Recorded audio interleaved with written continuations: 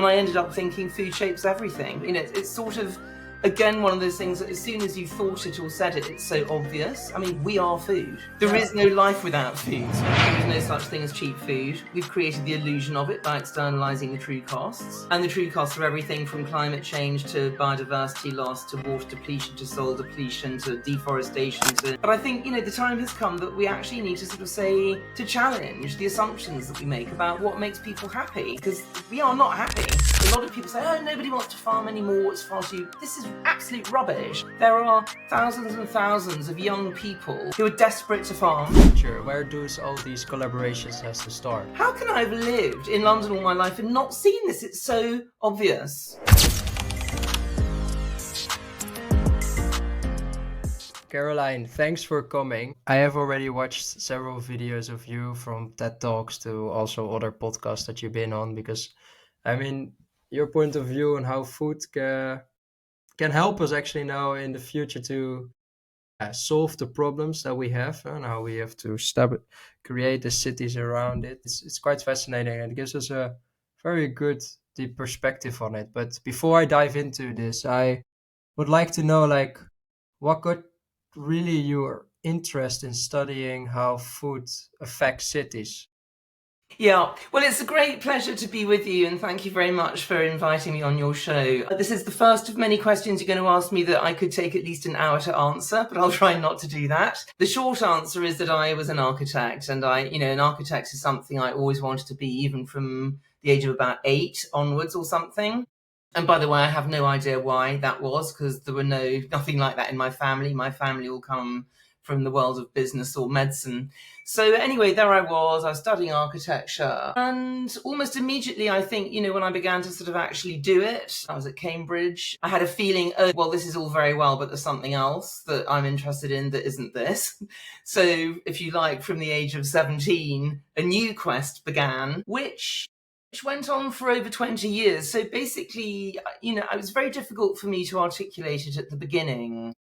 But over time, it became clear that my problem with architecture as it's generally taught, and I have to say I did have some amazing teachers, so it's not really that, it's just the discipline of architecture per se, rather obviously focuses on buildings. And they're very complicated things, and there's certainly at least 7 years worth of stuff to learn about them. So, understandably, that's what the sort of, the education of architecture concentrates on. And I was thinking, yeah, but actually, I'm not that interested in being able to name every bit of a Greek temple and, oh, that's a dentil and that's a, pediment and whatever. I'm just not interested. There's something else.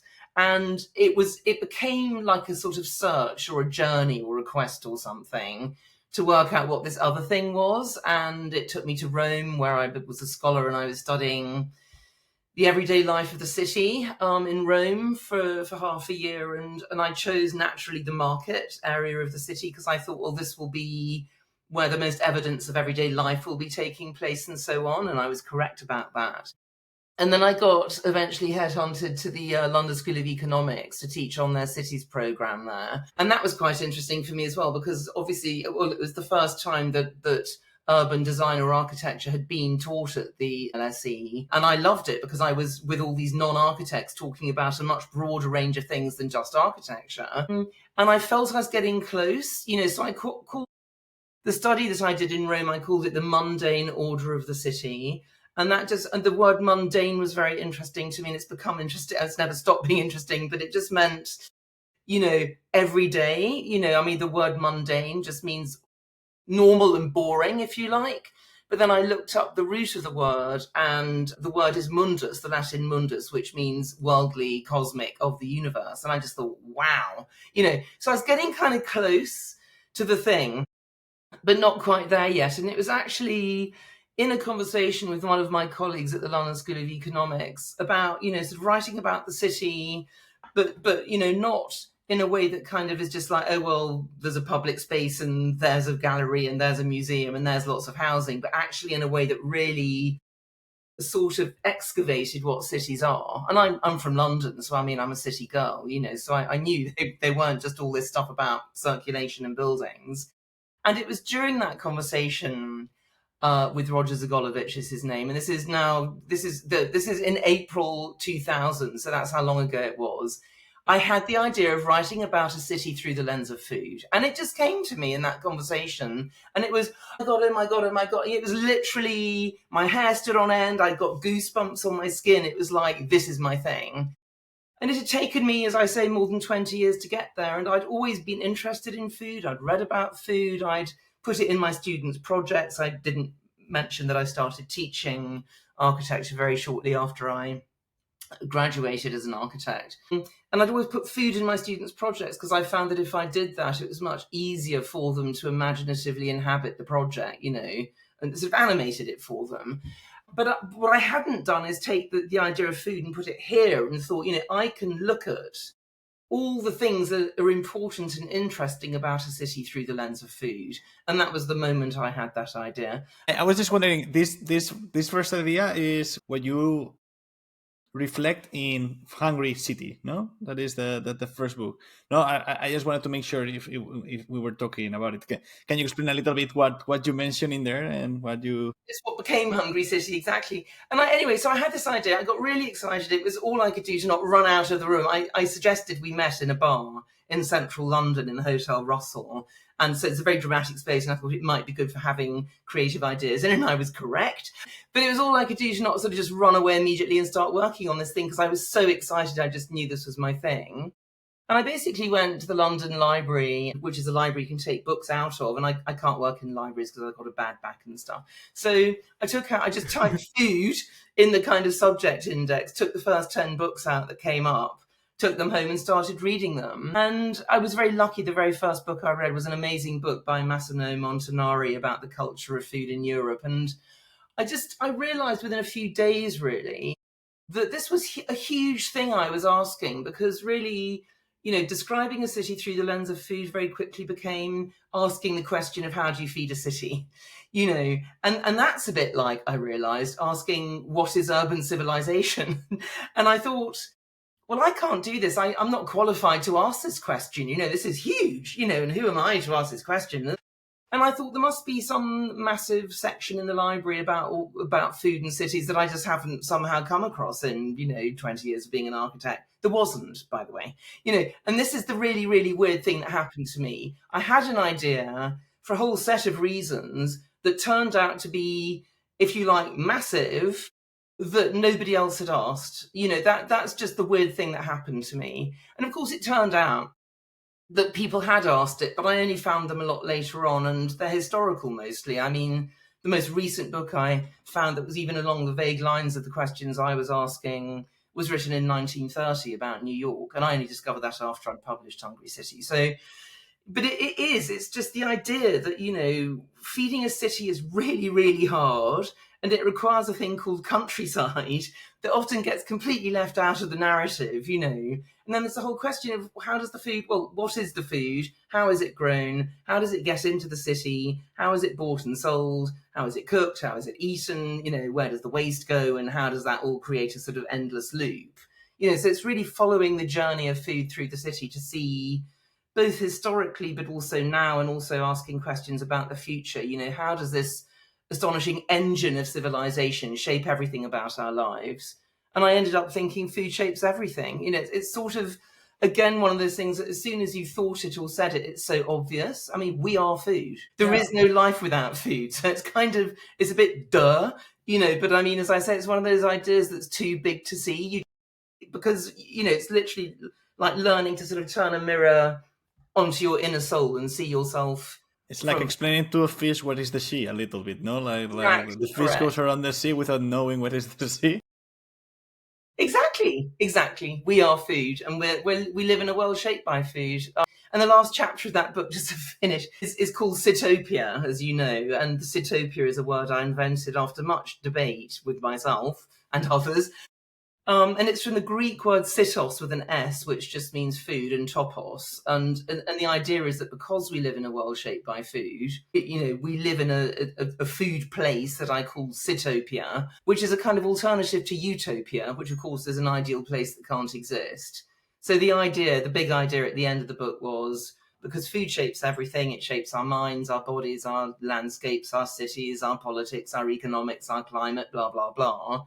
Why don't we take food as our lens through which to see the world and through which to ask all the big questions? Because you can do it. So that's really the idea behind my Yeah, work. before I actually want to dive into those initial days of gathering the data, first start like, okay, like because you said like it's such a big question and and at that time also you couldn't find any books that follow up on this because mainly that was the reason. It was just such a big question to get the answer. Almost certainly. And I mean, I think, the fact that I'm an architect is non-accidental in the sense that if you think about, I mean, I don't know, I don't think all architects are like this, but I certainly have what I would call a cloud brain. In other words, I see connections between things and I see, my ideas feel like a cloud to me. It's very spatial. So, but it's not very specific. So I'm useless at remembering dates and names and little facts like that. I see big picture stuff. So for me, it's very natural to think in this way. It's not scary to say, how do you feed a city? It's actually, it's how I think all the time anyway, kind of thing. So that may be a factor, I don't know. But I was terrified, by the way, the whole time I was writing the book. Oh, well, both books, actually. Because it's just like, I am not qualified, but then who would be? Nobody could be, possibly. No, indeed. Somebody had to start, right? Somebody had to do it, exactly. One thing you also mentioned is like we have so many interactions with food, and as food is plays such a big part of our life, it's actually our life, as you said. But most of our decisions with food is actually, well, are unconscious, Yeah, yeah. and you Well, they're you want to make conditioned. them more, They're conditioned. conscious, right? Yeah, yeah. I mean, But that's they're still, not quite unconscious, they are conditioned. So, I mean, you're right, once we've eaten, it's all completely unconscious because our digestive yeah, system yeah. is getting on with it. But I mean, but actually nothing about our relationship with food is without an enormous amount of context, a lot of which we can't see, which is another big issue. Because we live in a thing called a food culture, which makes a very big part of the actual culture. And of course, if you think about what food culture is the art of living well in a particular place. That's what it sort of ultimately is. So basically, if you think about our ancestors, distant ancestors, kind of learning to live well in Africa, where originally we all came from, and then gradually leaving Africa and going around the rest of the world. I mean, they ended up in the Antarctic, in the Arctic. They ended up in Australia. They ended up in, China, in radically different landscapes, climates, and so on. And they had to learn how to live well in that particular place. And that is what food culture is. So even though we now live in cities and most of us globally now live in a sort of industrialized food culture, there is nothing sort of straightforward about our relationship with food. It always comes with a huge amount of history, a huge amount of baggage that can be at the level of, simply what it means to be human, or politics, or, a region, or what our family did, or what our grandmother told us, or something. So, and it's very difficult to sort of switch off from all of that. And of course, this is something that food companies are very good at manipulating, just to take one potential strand out of that observation of many.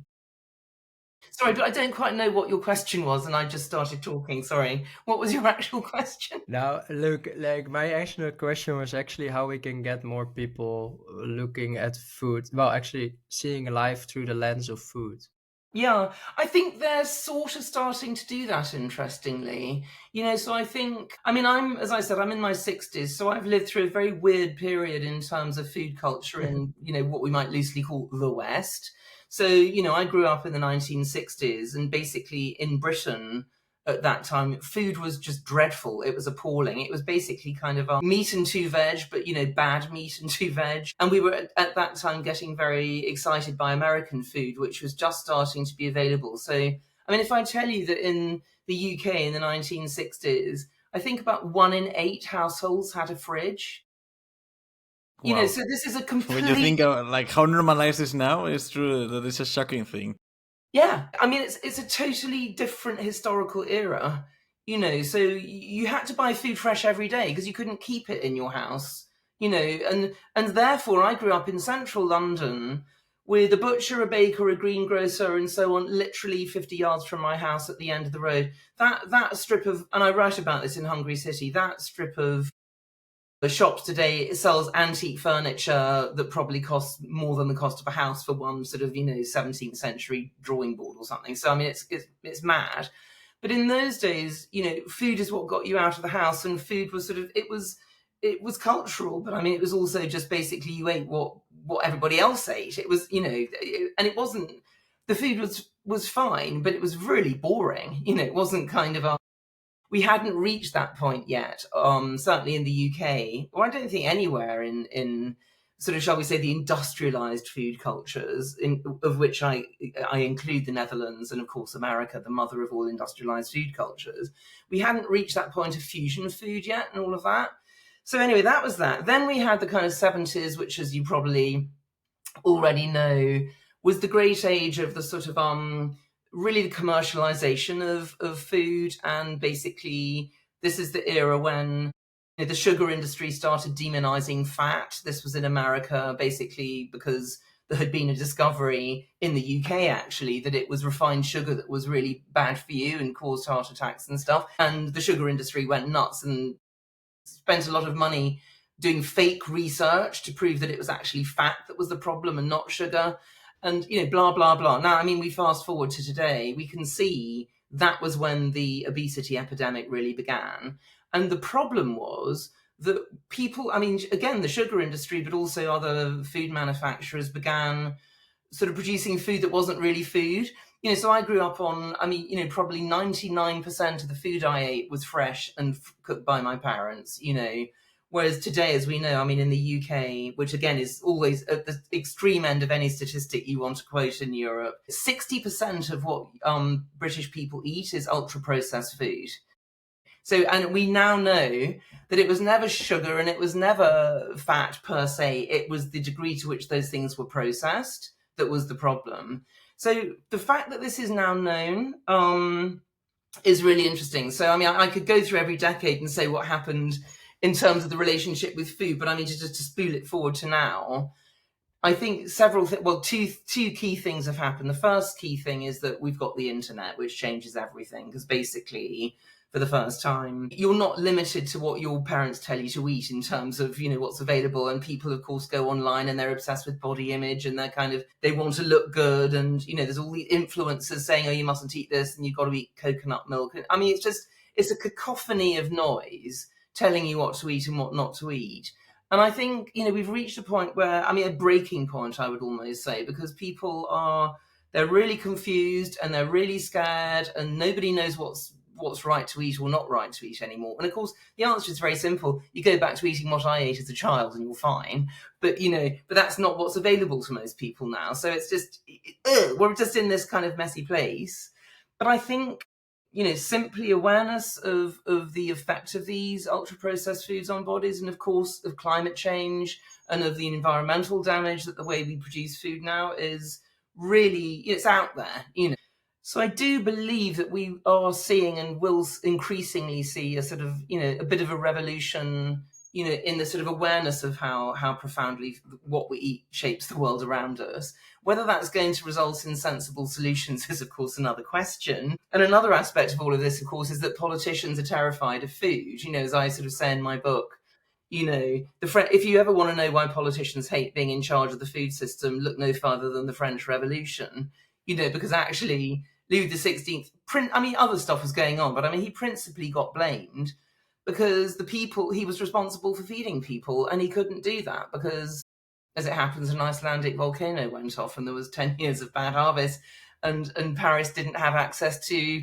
ocean-going shipping, so it couldn't just import the grain from the Baltic, which is what London always did. So, you see the coming together of geography and politics and social, awareness and culture, and I mean, so many things are all connected. And I think we're reaching another of those crisis points, as I say, when food is going to become a really pivotal element in our lives that everybody will be able to see again. I believe that one of the things that my personal revelation listening to you in your TED Talks and everything was not that I do not consider food important. I really considered food important, but it's true that I did not realize how important it was across history, to the point of, if I go through all the defining points that I got taught in high school of changing ages, I can find a particular relation to food that is so strong and so valid that makes you just think like, it's truly the core. It's like the French Revolution is supposed to start a new age, no? But also when Christopher Columbus discovered the American continent, also what you have is much more food, and that's really quite relatable to what you mentioned also in your talk about Romans expanding the empire in order to obtain more grain, and then you just start like really like it's like watching a movie for a second time that you didn't really observe some details. Yeah, yeah, and yeah, yeah, yeah. I and think it's brilliantly put. I really agree with that. So, I mean, basically, I mean, one of my first revelations, because I'm an architect, so basically when I started reading about, London is my home city, so I thought, well, I'll look at London because at least that limits it a bit.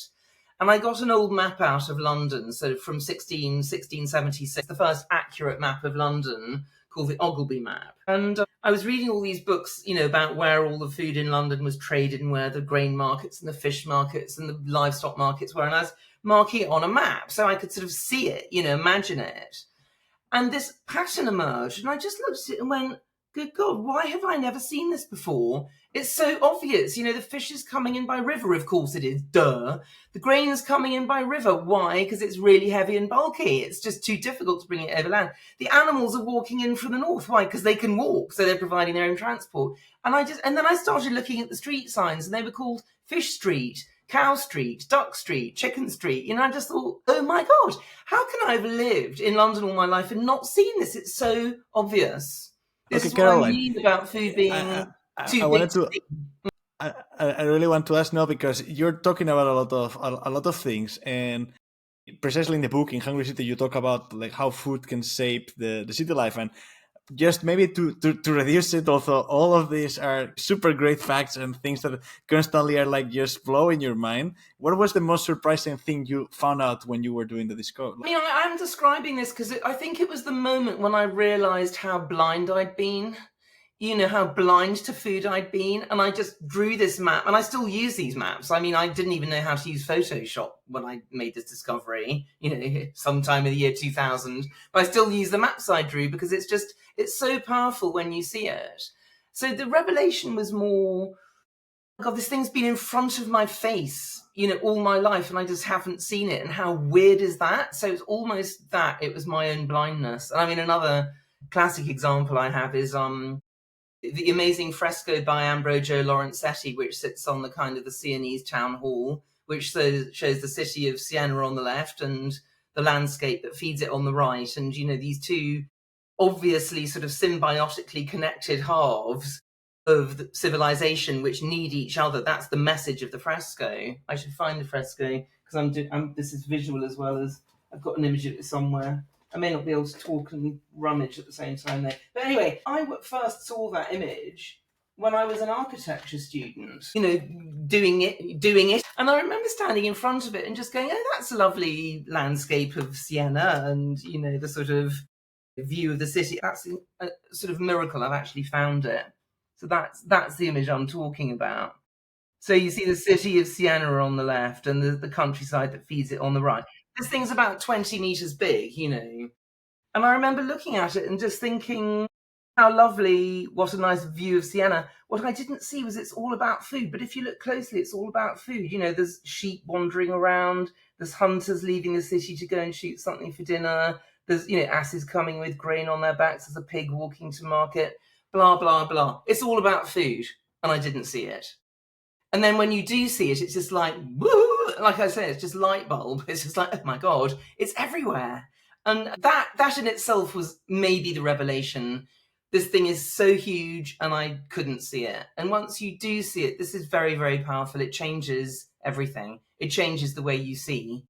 So that would be it, really. That would be my answer. And as you say, exactly as you say, Rome. Why didn't I see that? I mean, I'm very visual again, so I had to draw for myself the map of Rome's foodways because, again, nobody'd done that for some bizarre reason before. But when you actually see it, and I don't think I've got a print of it, but I mean, it's in my books.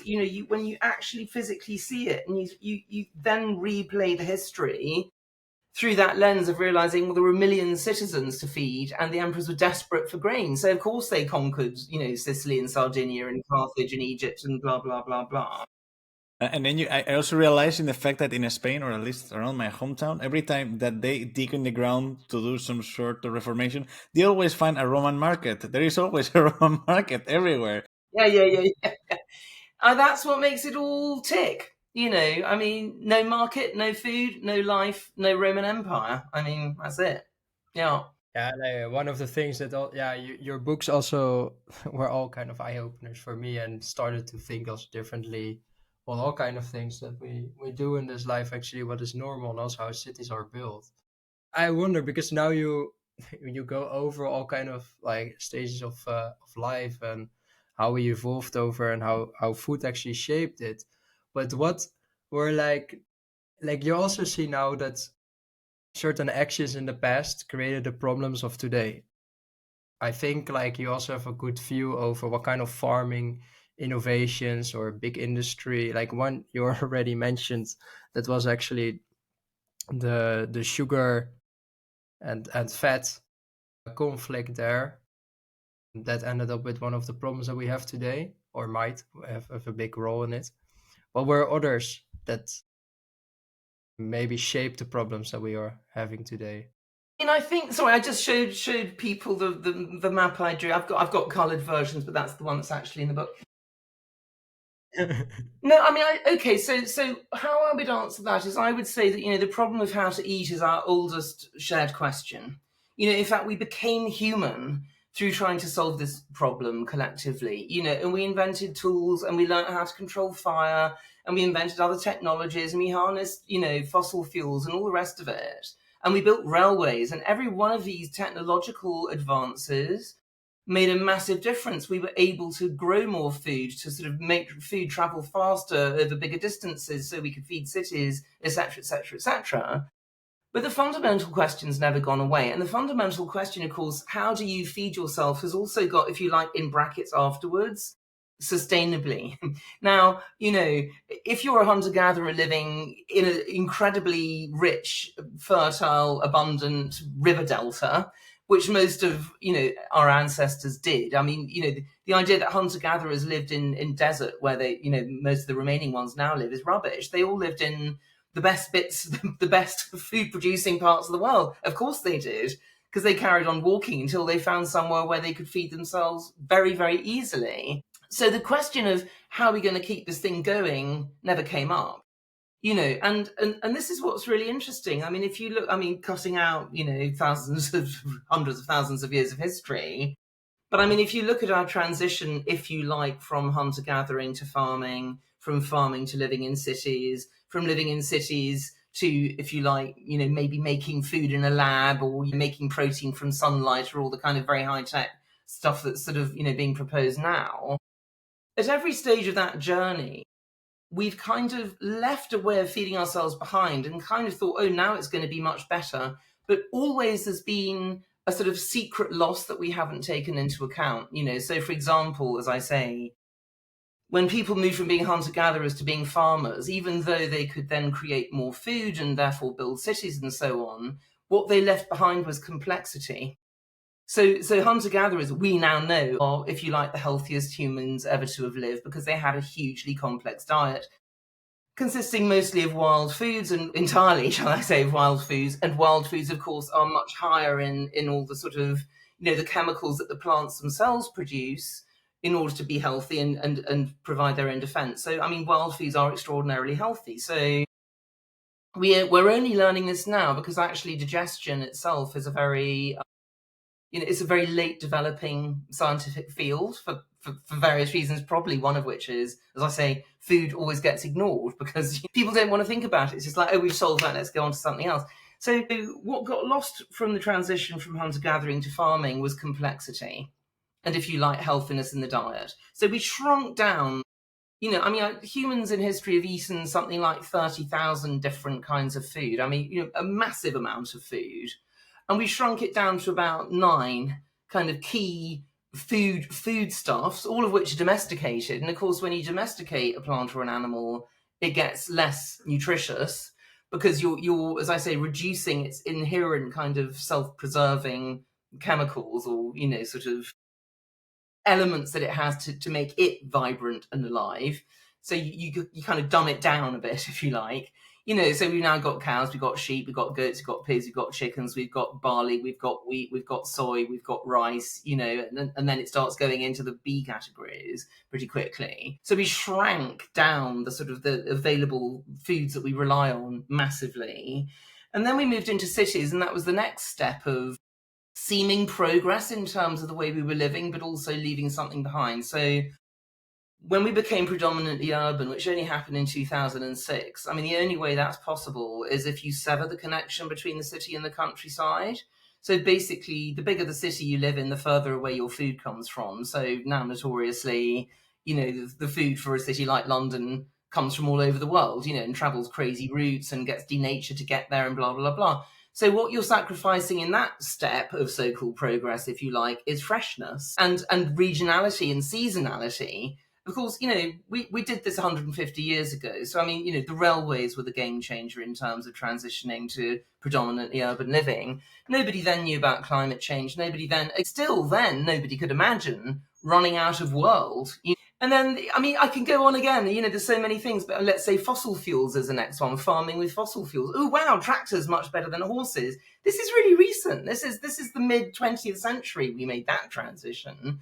Well, it's fantastic until you realize fossil fuels are going to run out, plus climate change, you know. So, but, you know, every time we ratchet up how much food we can eat, how cheap food is. It's never been cheap, by the way. There is no such thing as cheap food. We just created the illusion by externalizing its true costs. And this is a very important point to make. If you go back to my original formulation, food is life, and you think, you know, food consists of living things that we kill and eat so we can live, then you realize there is no such thing as cheap food unless you cheapen life. And then chemicals, farming with chemicals, you know, NPK, nitrogen, potassium, phosphorus. Fantastic. Oh, you know, we can chuck this at the plants and they'll grow much bigger and we'll solve that problem. Dear, but if we feed the plants NPK, it now turns out it's like feeding your kids McDonald's. You know, they'll grow big, sure, but they're not being nourished. And critically, the plants no longer make the living connections under the soil with the soil fungi, which are the entities that are capable of extracting micronutrients from rock that feed the plant. You know, that the plant gives the soil fungi sugars in order to gain for itself, because that is the key to its health. So micronutrients from the soil are the key to plant health, and because plants are the basis of the land-based food system, they're the key to our health. But if we chuck chemicals on the ground, the plants won't gather those micronutrients because they think they're being fed. Therefore, they get weak. Then you have to start using herbicides and pesticides and so on, and it becomes a sort of negative loop, and you kill the soil, and then you're really screwed. Sorry, so at every stage in answer to your question, we thought we were doing the right thing. Oh, we've got the answer. Oh, no, damn. You know, but often the fact that you don't have the answer may not appear for 1,000 years. Well, now it's appearing quite quickly, by the way. So we've known that chucking pesticides on the soil is a really bad idea since at least 1956, when Rachel Carson wrote her famous book, Silent Spring. We're still doing it. But on this, you know, so like to end this, but I think that this is just a human nature thing, that we add up problems on existing ones and coming with additional ones. It's also with the solutions that are proposed nowadays. I also see already, like, it's not going to be a solution for everyone. Like an alternative on, I don't know, cocoa. It's not being the solution for the ones already established in the supply chain of cocoa, right? Like, it creates another chain. So it's like, sometimes I think like these, it's like plugins that you put, but it's not solving the complexity of the problem. Yeah. More, Totally. we should think more in a broader value chain perspective. Completely. So you said two very important things there. You mentioned the word value, which is really important.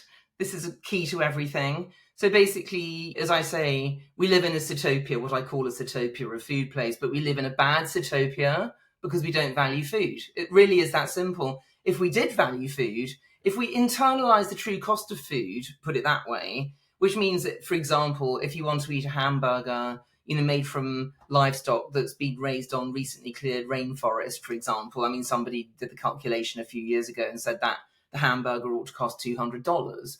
Well, that's the market actually starting to work for you rather than against you then, because basically, if a hamburger costs $200, guess what? Not many people are going to be eating those hamburgers. So it starts to sort of reverse the situation we've got at the moment, where we externalize all the true costs of the food we're eating, in the name of a good life. And sorry, this is the other second link thing that I really want to make a point, because it's really important. You cannot ask the question, how should we eat, without asking the question, how should we live? Because they're completely intertwined, inextricable questions. And as I probably have indicated, through what I've already said so far, the question of how to eat, which is our oldest shared question, if you like, is embedded within the other greater question of how to live. And it's been consistent all the time. We've been sort of sentient communal beings, ever since, we were human, sort of hundreds of thousands of years ago. So, your point, therefore, about value and your other point about complexity are really critical, because basically, when you ask a question of how should we eat, all of those other implications are there. They are, and the reason I invented the word Sitopia, by the way, is because, as I say, the idea was that we can use food as an alternative to utopia. And utopia, of course, is our greatest tradition of thinking in a multidisciplinary way about how we should live. So the question of what is a good life, what is a good society, how do you balance your life with nature? In other words, what we now call sustainability, although I tend to try to avoid that word because it's become so debased it's almost meaningless. But, how do we live nicely with one another? So how do we share nicely within the society? How do we balance our lives with nature? And how do we actually enjoy life? So what is a good life, both in terms of morals? In other words, a good life has to be one where you don't damage other people or other living beings, if you like. But also it has to be one that satisfies us, in which we flourish. So all of those questions which are part of the utopian question can be asked through food. And indeed, I would even go as far as to say that, that food is our best available medium for asking them connectedly. Because as soon as you start to say, for example, and this is my definition, by the way, of a good society is one in which everyone can afford to eat well. Because if you say that, everything else follows. Because you can't eat well if you're unhealthy, or you have no money, or you have nowhere to live, or you're under threat, or you're in war, or so many things. Or the food that you eat has been created through slavery, or by despoiling a landscape, or by basically extracting it from somebody else who needs it more than you do, or reducing biodiversity down to zero. So the food itself has to be good, and your life itself has to be good, and therefore food becomes this very powerful. It's like the canary in the mine of are we doing this right or not? If people aren't eating well, it tells you automatically that something else is wrong. Yeah. I wanted to make a question. Well, first an observation on your two books, Hungry City and Sitopia. I think that they do a really nice combination, because I think Hungry City is a really nice revision of the history of food and how it shapes cities, which is really interesting. But I think that the added value that it adds is precisely how you put Sitopia, because I understand Sitopia as a proposition. There is an analysis of a problem, which is really important, and there's a proposition and a solution. And it's something that in this podcast overall, we always find really important. It's really important to point out what are the problems in the food systems, but it's even more important to say what are the possible solutions, because it's great to indicate that the bath is leaking, but if nobody is going to do anything about it, the bath will end up falling. And in that sense, my question is, I think you mentioned them now quite straightforward, but just so we can put it in a framework easily to understand for the audience, and also for the sake of the conversation, what would you think that are the key principles that are required to in this Sitopia framework or frame, in order to achieve this goal of everybody can eat healthily affordable? Yeah. What are the key principles that need to be in place? Yeah, there are kind of three. And they can only be done together. And it's really important to say that, because my first proposition is true cost accounting in food. So, as I said, there is no such thing as cheap food. We've created the illusion of it by externalizing the true costs. And the true costs are everything from climate change to biodiversity loss to water depletion to soil depletion to deforestation to diet-related disease to overuse of fossil fuels. And it goes on, it goes on, it goes on. Now, if you internalize the true cost of food production, as I say, I mean, of course it's going to get more, well, not all of it's going to get more expensive. The kind of so-called cheap food will get a lot more expensive because, as I was just illustrating earlier, you know, let's just take sort of factory produced meat. I mean, the true costs of it are off the scale. They're unaffordable, actually. And in fact, it's also important to say that food today that we call cheap is the most expensive ever produced in human history, if you account its real costs. The food that won't get any more expensive is locally produced, seasonal, organically produced food. Why won't that get more expensive? Because the true cost's already in the food. So we know what good food already costs. It's this. Okay, so we're basically going to, let's say, double the average cost of food across the spectrum by doing this.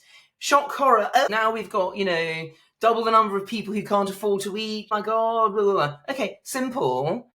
Why do we have advanced Western societies, or indeed societies globally, but let's just sort of stick with our own societies for a moment, advanced post-industrial societies where a fifth of the population can't afford to eat decent food? Maybe there's a bit of a problem with our vision of what a good society is here, you know. So we need tax reform, which is otherwise known as wealth redistribution. In fact, quite interesting, we've got a Labour government in the UK at the moment, which you may notice, and there's lots of speculation they're going to have a big budget in 2 days, and there's lots of speculation they're actually finally going to start taxing wealth as opposed to just, you know, labour. I mean, the whole economic argument. So we need tax reform or wealth redistribution so that we actually create a society in which, you know, all the food is good, because you basically you eliminate damaging food because the costs of it are too great to society as a whole, and we're already paying those costs, just not in the shop, but in our health bills or in our pollution bills that we have to clean up, etc. And then the third one, interestingly for me, is land reform. Okay, so I mean, basically, in order to move to the kind of food system I envisage and imagine, we need people to have access to land. So I believe a series of things. I believe we have to farm organically to the greatest extent possible. I've already said some of the reasons for that. But actually, if we're transitioning to a sort of low energy future, it's a kind of no-brainer to do it, because basically, guess what? All the sort of models of how to live sustainably already exist. They're in the pre-fossil fuel age, you know, and it's maximizing local energy sources, local resources, and actually growing food that wants to grow in a particular location, which goes back to what I was saying about food culture. Food culture is learning how to live well in a particular location. And it usually involves working with plants and animals that naturally grow in a location, because they're the best adapted to make the most out of the landscape as well. So, you know, it's land reform. So this means actually giving more people access to land, and it means having more farmers. And by the way, it's interesting, Andres, that you're from Spain. Are you living in Spain, or you've moved to the Netherlands? Just to interrupt myself. I moved to the Netherlands. I've been living in the Netherlands for the last 4 years. Well, we might have to have that conversation later. Because, I mean, funnily enough, the two countries where I do most work are the Netherlands and Spain. And it's fascinating how different they are. And there's so much to say about that. But anyway, just to return to my thinking. So basically, we need to transition to organic farming, which means we need lots more farmers. And we need smaller scale farms. Because as I was also saying, you know, in order to really take care of the land, you need knowledge of the land. And it's not this sort of imposing a sort of one-size-fits-all industrial paradigm onto a piece of land, but actually understanding the land and being in dialogue with it. So it's a completely different mode. But actually, you know, a lot of people say, oh, nobody wants to farm anymore. It's far too, you know, this is absolute rubbish. I know from personal experience, there are thousands and thousands of young people in my country of all countries, you know, super post-industrial Britain, who are desperate to farm because they're very motivated. This is the most meaningful job you can possibly have, is feeding people, you know, and you can be in nature and you can work with animals and you can work in the landscape and you can restore biodiversity but they can't get access to land because rich gits own it all. So we need progressive land reform. And I mean, I write in the book about, a property land value tax, which I think is one possible mechanism. In other words, if you basically tax land on the basis of the potential rent you can get off it, and you pay it, as a form of tax. I mean, it's actually an idea of an American economist called Henry George from the 19th century, but I think it makes a lot of sense. So, because also my vision is that, and I think, this is something that we've seen after COVID and lockdown and everything as well, people finally understood how I mean, look at what we're doing now. We're having an intimate conversation and we're hundreds of miles from each other. This is incredible. So the internet actually makes it possible now for the first time to live anywhere and not be cut off from society. And this is a game changer. And it's not only working from home and kind of, accountants who don't want to sort of do the 2-hour commute into the city. It's also people who want to work in the land and live in the land and farm, and work with the landscape. So I think there's a massive, massive opportunity there to redefine our idea of a good life. And this is the big one, because our idea of a good life is inherited from another era. It's a kind of mostly 19th and 20th century idea of a good life, which is that inventing machines that solve all your sort of daily tasks is brilliant.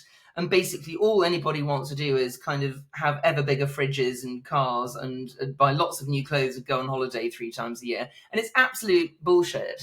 It doesn't make anybody happy. We can't do it anyway because it destroys the planet. And it actually is to misunderstand what human flourishing really is, which is about a bunch of things that hunter-gatherers had that going back to your point, Jaco, about what we've jettisoned along the way, the mistakes we've made. Agency, closeness to landscaping, high levels of individual skill, collaboration, having time to dwell in time. All these things that capitalism destroys, that we could actually get back if we valued food and we rethought our lives through food.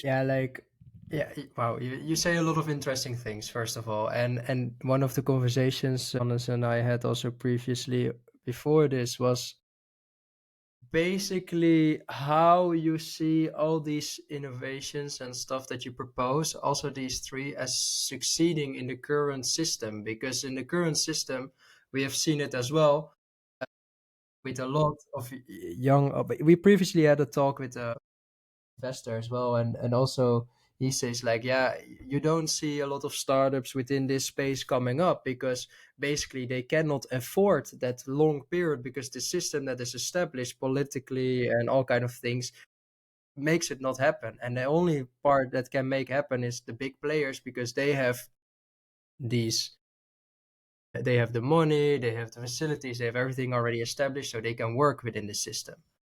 So yeah, I mean, you're talking to me at a time when in 9 days we're going to discover whether a convicted felon, pussy grabber, kind of someone who tried to overturn the American election, biggest crook, liar who ever existed, is going to get re-elected as the American president. So, I mean, we are in interesting times, shall we say.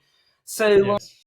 yeah, no, it's a very, very valid question that you ask. I mean, I often say, okay, 2 things to say about this. The first thing, and I make the point in my book, is that one of the really powerful reasons for sort of recalibrating our economics and what we value, our value systems literally around food, is that food is unambiguously valuable to everybody, and brilliantly also, as Aristotle pointed out, and I haven't talked about economia, which of course is the sort of, the Greek ideal of how you balance the city and the countryside. And I'll come back to that if you remind me. But, Aristotle said if you base your economia, it comes from the word household management, that just means feeding a house from a nearby farm, effectively. If you base your economic system around food, it's brilliant because food is a sort of material thing that has inherent value. And it doesn't matter how rich you are or how wealthy or how powerful, there's only a certain amount you can eat.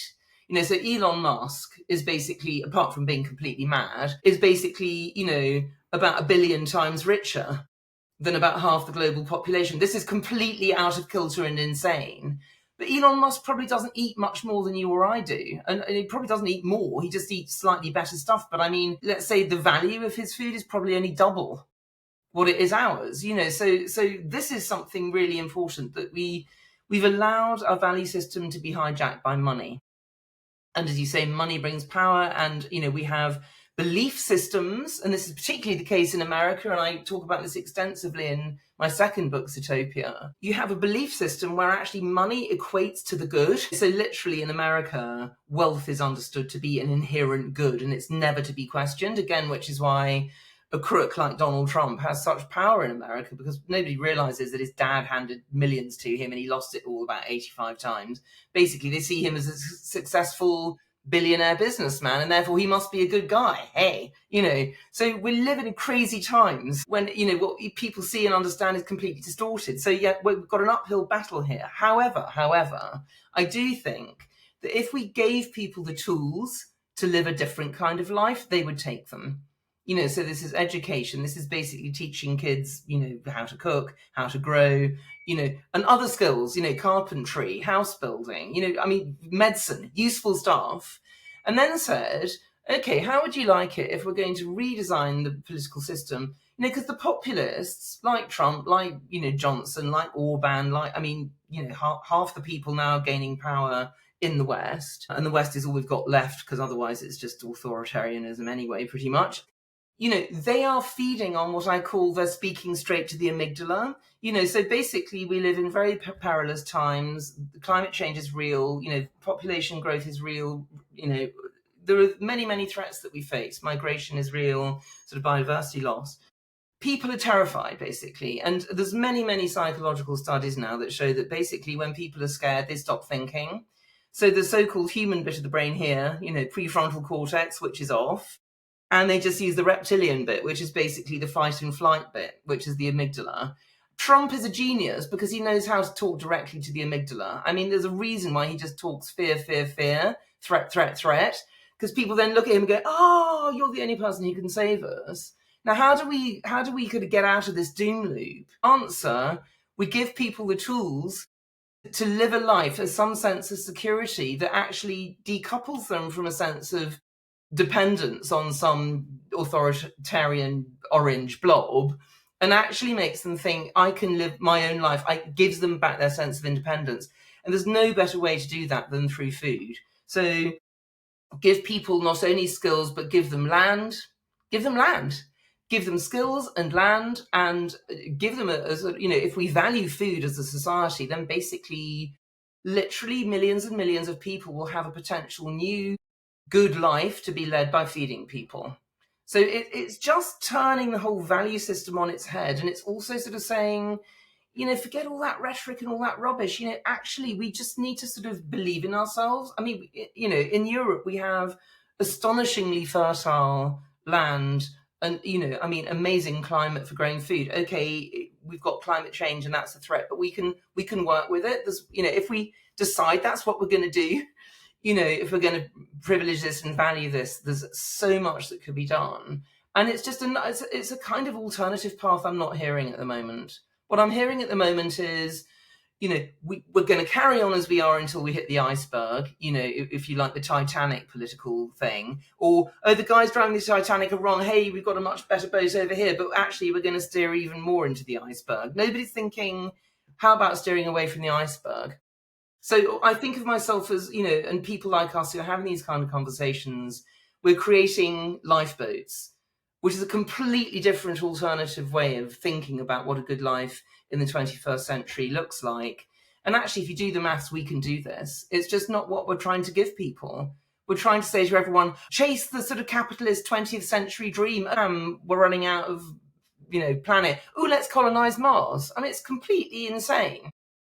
So it's really a completely different vision of a good life that we need. And I think, if we start making that politically, arguing for it politically, because it's very, very rational, that if you want to live in a sort of low energy future, you actually spread out more on the land, because actually that's where the resources are. And Zoom saves us from having to constantly drive around, I wanted to say that because I was thinking it while you were talking. I believe that you mentioned it. No, Sitopia. We live in a bad Sitopia because actually, although food is the center of our society, people ignore it. No, we could put it like blindly, boldly like that. And I think it's funny when you think that this human contradiction that happens when you tell somebody the story of the King Midas, the King Midas, how is it in English? Yeah, everything touches turns to the, gold. the touch to gold, that Yeah. everybody would tell you, yeah, of course, that is bad, because I don't want to be able to have all the gold in the world, because precisely what happened to King Midas in the story is that even the food that He has nothing to eat. exactly. Yeah, He has nothing. perfect. Yeah, perfect No, metaphor. and it's an interesting contradiction, because nobody will tell you ever, like, well, he had a point. Everybody will say, no, it's true. There are more things that are more valuable than money, for example, food. Yeah. But at the same time, it's not in some way translated to the real society. Yeah. Well, I have to recommend another book to you, which is not mine now, which is called The Righteous Mind. I mean, this book completely blew my mind. It's amazing, but it addresses directly what you were talking about. So Jonathan Haidt. And it's very similar to another book you might have heard of, which is called Thinking Fast and Slow by Daniel Kahneman. So it's very similar. So basically, and I was just literally talking about this when I was sort of saying that what populists like Donald Trump do is they talk directly to the amygdala, to the reptilian bit of your brain. Now, just briefly, I mean, this fascinates me. What Jonathan Haidt says is that basically when we're making a decision, and it's the same as Kahneman's argument, but he uses different terminology, we make it intuitively and immediately about almost everything.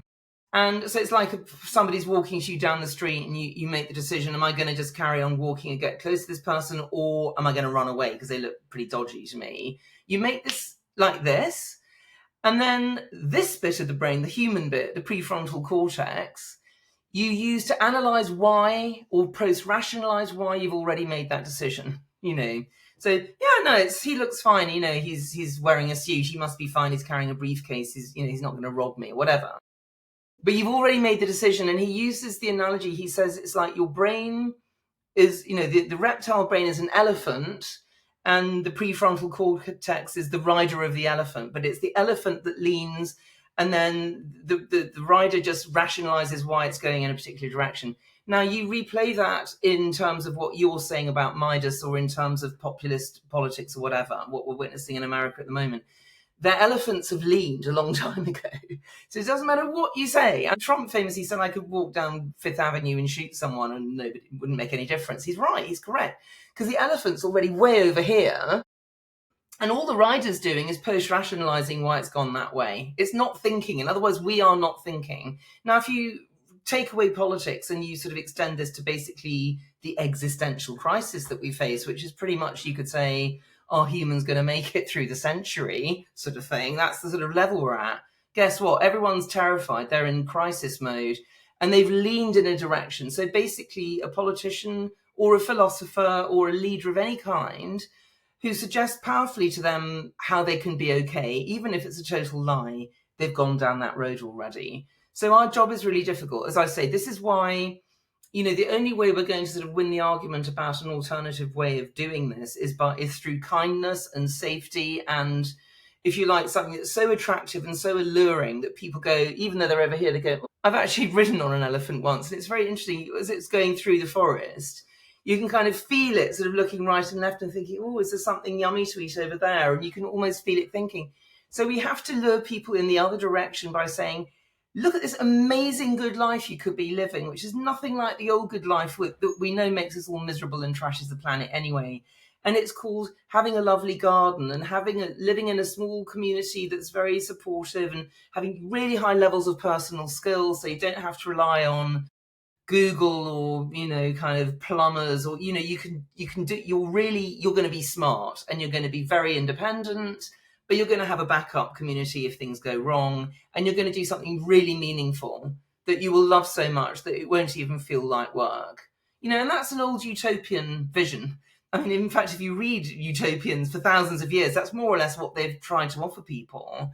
But I think, the time has come that we actually need to sort of say, to challenge the assumptions that we make about what makes people happy, because we are not happy, we are not thriving, and we're not healthy, and we can't go on like this anyway. So, but it's got to be through kindness and allure, and I'm going to give you something so amazing that you've never thought of before. It's new, and it is new in a way, because it's like Because people say, oh God, nobody wants to go back to being a medieval peasant. And I'm going, no. Am I arguing for that? Am I saying we have to do without the internet? Am I saying we have to do without flushing toilets? No. I'm just saying that there are elements of a good life 500 years ago and actually 5,000 years ago that we need to get back to help us thrive again. But we're doing it with technology, with the internet, with central heating. I believe that anyway, in the end, every systemic change proposal has to come with a utopic element in the sense of that a lot of times it's like a lab scale experiment that you don't know what it is until you put it also in an upscale facility. Because I'm thinking, I am reading also this book that is called The Donut Economics by Kate Rasworth. Really interesting as well. And precisely you say, like, well, of course, what she proposes is great. Why don't we change? And it is always because there is always a factor that is missing. That I'm not blaming the system in there, but of course in the description, there's always going to be like, it's going to be better than it looks. And in this sense, I wanted to ask you, do you consider that Sitopia has blind spots? Well, I mean, Sitopia, luckily, is not the creation of somebody's imagination. It's actually reality. And this is the difference between Sitopia and Utopia. Utopia is a fantasy world that some bright, usually bloke, sat down and invented anything between, 100 and 5,000 years ago. So it's a fantasy world. Sitopia is this world that we're living in. So all it is saying, look at how food is shaping our lives and look at the effects that it has and look at the possibilities within it. So actually, I genuinely don't think it's got blind spots, because it's just the world. It's just a way of seeing the world in a way that is actually sort of revelatory, to the extent that there's this incredibly powerful force shaping everything we do that we've been blind to, as I say, and that to me is its power, is that we're all shaping Sitopia every day. I mean, every time we decide whether to have bacon or porridge for breakfast, we are shaping Sitopia. That has a real life effect on a landscape, on the climate, on the economy, on human beings, on animals, on plants. It's tiny, but scaled up, it's huge. So that's its power, in a sense, is that we're all engaged and we can't disengage, because otherwise we die. It goes back also to with the money. Basically, your choice that you make today, you decide what kind of future you want, and vote with your money. Vote with your money. That's a sentence as well. This, like, you already gave 3 points what should be in place directly and actually to shape a better future. I didn't ask you why they should be all 3 there and not one-on-one, but well, I can tell you a very obvious one. If you say we should double the cost of food, full stop, guess what people are going to say? You're evil. How can you say that, sort of double the people should starve? So you can't say that. You cannot say food should cost its true cost unless you also say, and we have to make sure everyone can afford it. Yeah, I get it. Now I see. Yeah. But then if we look into the future, where does all these collaborations has to start? They're already starting. They've been going on for hundreds of years. So this is the other thing about Sitopia. So Marx, very famously, Karl Marx, poo-pooed utopia. And he said, oh, all these stupid socialists with their stupid fantasies, and let's go off and build an ideal city in a bit of Nevada. And he says, you can't do that, because the only way to create anything that approaches to utopia is to change the whole world.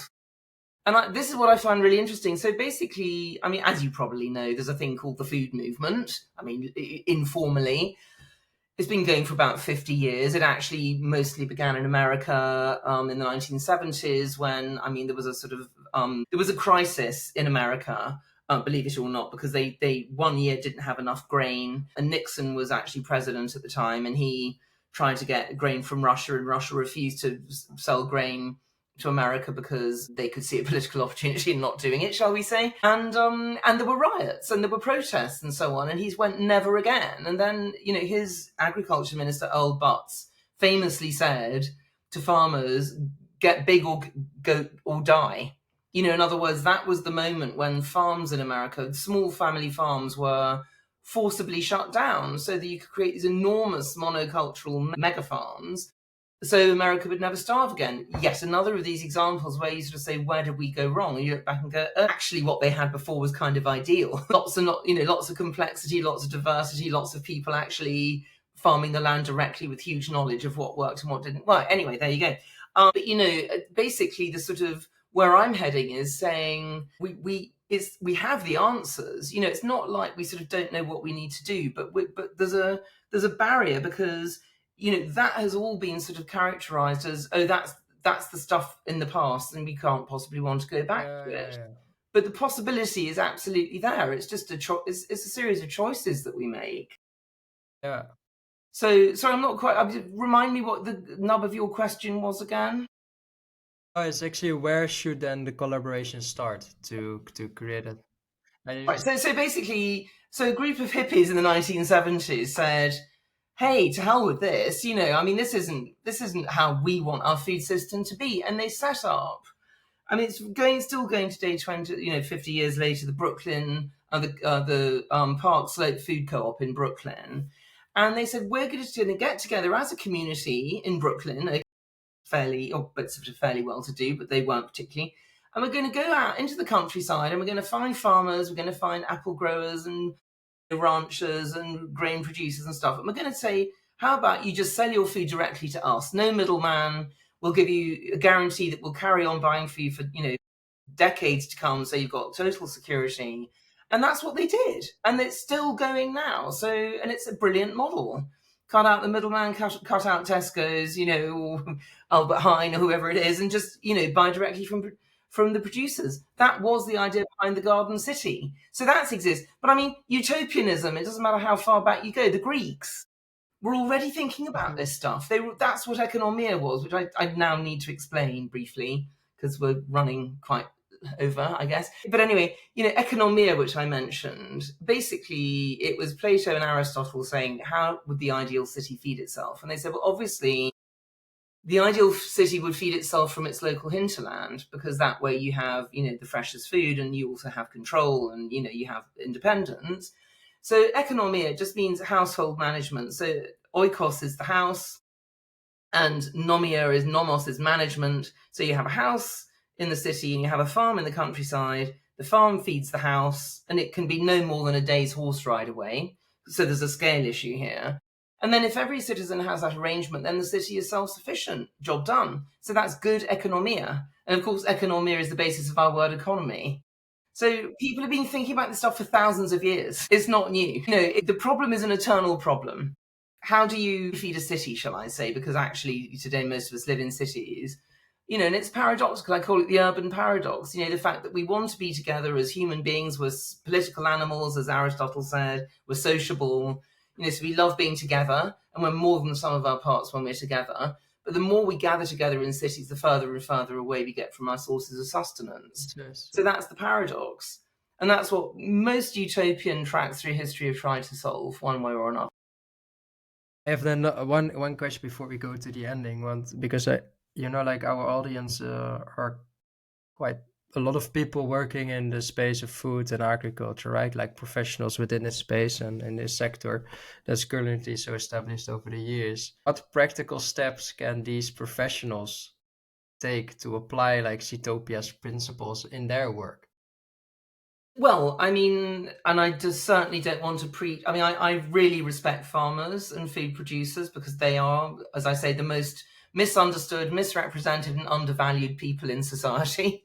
So a big shout out to all farmers. I just think you are wonderful. And I think, there's a sort of tragedy, if you like, which is that, ever since cities have existed, which is about 5,500 years, there's been a lack of respect for the people growing the food for the city. Power moved into the city and the farmers were just left on the outside with the temples, if you like, in ancient Mesopotamia saying, well, we'll have the food from your farm next and then this one we'll offer it up to the gods, but we'll deal with the distribution and we'll actually control the food system. So, historically, it's obviously been the case that, farmers, they need a market in order to earn a living, and they have to grow what the city demands of them. And very often they have to grow it for the price the city will pay. and that's very often not as much as they need to live a good life. So there's been an imbalance of power for however long. And I was just telling the story about Earl Butts, in the 1970s in America, basically saying to small scale farmers, go big or die. So there's been a power imbalance. Notoriously in the Netherlands, there's a huge number of, well, actually not a huge number, rather a small number of very, very big farms growing, producing plants or meat or whatever it is, the most efficient way possible, and they're still earning no money because they're on a sort of a sort of a negative spiral where basically the cheaper they produce the food, the more the supermarkets say, oh well, you can do it that cheaply, well we'll pay you less than. It's just they cannot win. So I think, for me, historically the most interesting, and I've never met a farmer who didn't want to farm organically if they could, who didn't want to treat their animals well if they could, who didn't want to sort of create a beautiful landscape with biodiversity if they could, but they are stuck if the societies they feed won't let them do that, because all they care about is whether the food's cheap or not. So Spain is different to the Netherlands in this respect, but is going in the same direction. So I don't think I need to say to farmers, oh, why don't you farm organically? They already know all this stuff. Basically, I think the conversation with farmers is, how do you get together and tell the story to the people who have power, the politicians, the market, the influencers, the kind of the people who can actually make a change, and say, do you realize that if we carry on farming in this way, there won't be any food in 50 years? We have to change the model. And by the way, to do it right is going to cost X, but here are the benefits. And of course, there are many, many models of this. So, for example, in America, we have community-supported agriculture farms. I'm sure you have them in Spain and the Netherlands as well. We have them as well. This is it's kind of educating people. It's actually saying, come on the farm, have a look, help us. It could be a nice day out in the countryside, and actually just engaging people and sort of saying and trying to tell the story. In the UK, it's hilarious. You may have heard of this, but there's a petrol head called Jeremy Clarkson who had possibly one of the most famous TV shows in the world called Top Gear. I'm sure you've heard of it. But he's actually kind of given that up, and he's now running a farm, and he's got this absolutely amazing program called Clarkson's Farm. I absolutely love it. It's brilliant. But amazingly, this petrol head who used to poo-poo climate change and stuff is now actually really reaching a new audience because he's showing how difficult it is to farm. And he's doing it. And it's really, people just can't believe that it's so popular. It's one of the most popular shows on Amazon. Because he's actually welcoming people into this world which is normally hidden. We've chosen as a society to hide farmers and farming and pretend, oh, that's all solved and it's all over there. But actually, people are fascinated if they actually get to see it. And also, they understand why there is no such thing as cheap food, because it's life. And it's ruddy hard to farm. So I think just share the story, get out there, talk about it. Don't let people undervalue you. Fight for what you believe in, and as we all have to in whatever walk of life we're in. But for me, they would be pushing at an open door, to the extent I think the society is waking up to the fact that, we can't go on as we are. Well, I have to say, Caroline, I am really expecting that we do a second part of the conversation because there are so many questions still to ask, and I am just amazed by the ideas that you propose us, and I think that every time you open more the eyes, we will do the traditional ending questions. Okay, so this is like the normal questions we do to every guest, but I just wanted to make it, to state as a fact how fascinated I am by all this that you're sharing. The first thing is that we make several questions during the interview, no? And I think we think that it's only fair that the guest has the chance to ask us a question out of any curiosity that they can have, and of course we have to answer. Okay, no, brilliant. Because actually, I really do want to ask you, and I half asked you earlier. So you come from, to my mind, two very different food cultures, the Netherlands and Spain. So I guess my question to both of you would be, when did you sort of wake up to food as a thing? When did you sort of realize this is actually more than just something you shove down your mouth while doing more interesting things? And because obviously you're now running a podcast like this. So what's your food journey been? So I have it clear. For me, it was like my father is an ex-farmer, so we have family within the field also still currently. But then after that, he found out I don't. He doesn't want to be a farmer. He went into becoming a teacher for upcoming chefs. So influence of food was always there. He taught me already in the kitchen what was how to make recipes and all kind of things. But the moment that really changed my mind of like, okay, I should start working within this field and I should actually work towards a better future was when I was working in a hospital because I did first life science and I wanted to understand the human body. I got very fascinated by science.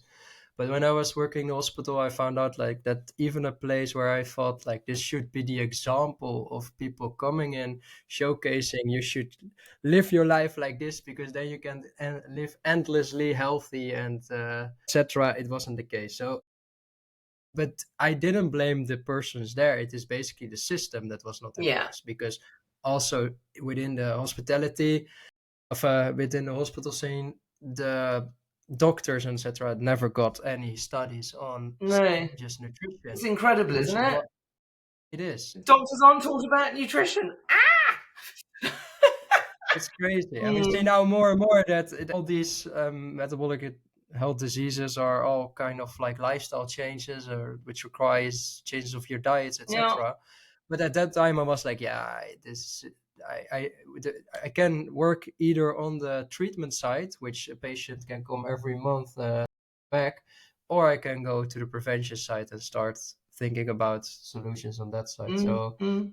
then it basically came to link it with food and from there on got it further. Interesting.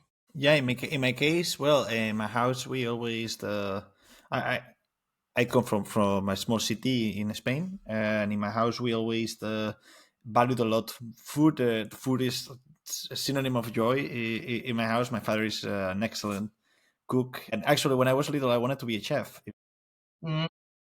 but then. Not too late.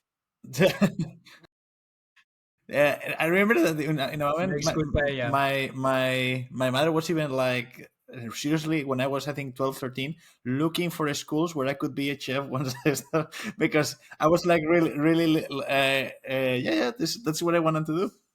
But then I started to become really interested in science, and that is how I studied biochemistry. I studied biochemistry thinking, oh yeah, I will be a neuroscientist. I really like research. And after 2 years in my bachelor's, I said, I don't like this at all. I don't like research. I like Mm. the think of thinking the hypothesis, but I don't like the methodological Um, part of it and yeah. the lab work. And then I have a little bit of a crisis of what do I do with my life? I'm still studying this bachelor's, but I have no destiny. And I was living with my older brother in Barcelona. He, I used to do the groceries for both of us, and he once told me, stop buying meat for me. Like not because he was being vegetarian or anything, but he just wanted to reduce the amount of meat that he would eat. And I was a little bit, I am not sure about this. I am studying biosciences, and in the university still, they would tell me that protein you need to tell they take it from animals, fish, whatever. And I was like, when I started like looking a little bit like, okay, how do vegetarians do it? Where is other sources of protein? And just looking into that, I found out like an incredible amount of innovation that I think that sparked in me overall this first Sitopia revelation of this is the impact of food in the world. Actually, we live in this where the so-called weird societies, no, the Western societies, and we give like for sure many things, and one of them is that we give for sure that we will always have food. And then you see all the problems and everything that is going around, and I think that is the first spark. And then, to be fair, my food journey started there, and every time with all these conversations, I believe that part of my food journey is happily documented during this podcast series, because all the conversations always give me new insights, and probably the way I thought about food in that moment also has changed a lot. But the the core thing of thinking food is a way, or is the way, now I think it more like that, to make the world better, that really started there. Yeah. Well, thank you. It's really interesting. So, one of you, I mean, almost, there was food in your background. It was important to your family and to you from the beginning. Actually, the same is true of me. I mean, I didn't mention it, but my parents always fed me really well. So I was talking more about the general English food culture in the '60s. But my father grew up in a hotel, and my grandparents had a hotel when I was young. So I ate really, really well from the beginning. So I think the idea that this should be part of everybody's life was with me very, very early on, and then it became shocking. I mean, seriously shocking when I started going to my friends' houses and they fed me this rubbish food, and it's like, what is this? Kind of, I would have, I don't know, delicious fish and potatoes and greens, and I'd go to some other kids and they would have a white slice of bread with hundreds, and I know you have it for breakfast in the Netherlands, but hundreds of thousands, I don't know what you call them, but sprinkles on top. And that was what they were giving me for my dinner. And I was thinking, that's not food. So, yeah, it's really interesting. These early experiences are very powerful. We don't eat that as dinner, sprinkles I know, on it's bread. breakfast. Well, Yeah. and then, Caroline, as a food enjoyer yourself, the last question we make to all the guests is, what is your favorite food? My goodness me. It's a toss-up. I mean, I do love cheese. And if I say cheese, then I have lots of possibilities because there's so many different kinds. It would definitely be savory. I mean, I could easily run with cheese if you're happy with that. Yeah, but if you're gonna say cheese, then let's say, like, I don't know, the one that you feel like more now.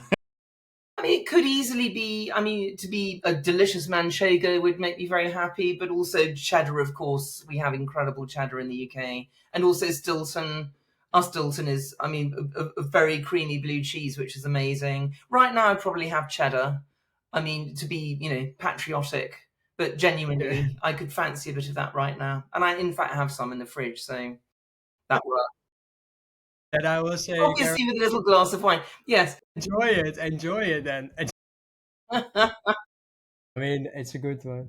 Yeah, I want to say thank you a lot for this conversation. It stirred away to a lot of different directions.